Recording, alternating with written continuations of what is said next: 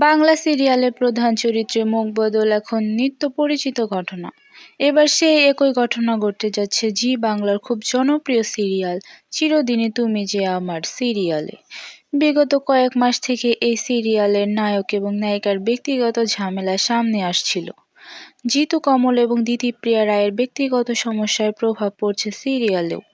কিন্তু দর্শকদের কথা মাথায় রেখেই তারা নিজেদের মধ্যকার ঝামেলা মিটিয়ে নিয়েছিল।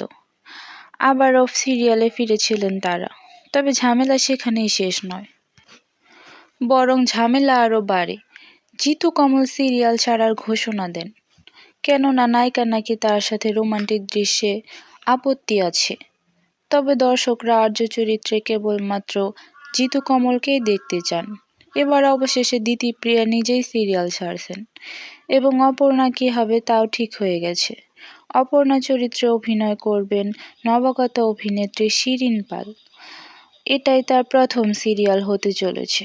তবে দেখা যাক নতুন আর্য অপর্ণা জুটিকে দর্শকরা আগের মতোই ভালোবাসা দেন কিনা। তো দর্শক বন্ধুরা, নতুন অপর্ণাকে তোমাদের কেমন লাগলো আর তোমাদের প্রিয় সিরিয়ালের নাম আমাকে কমেন্টে জানিও। ভিডিওটি ভালো লাগলে লাইক, কমেন্ট এবং শেয়ার করতে পারো। ধন্যবাদ সবাইকে।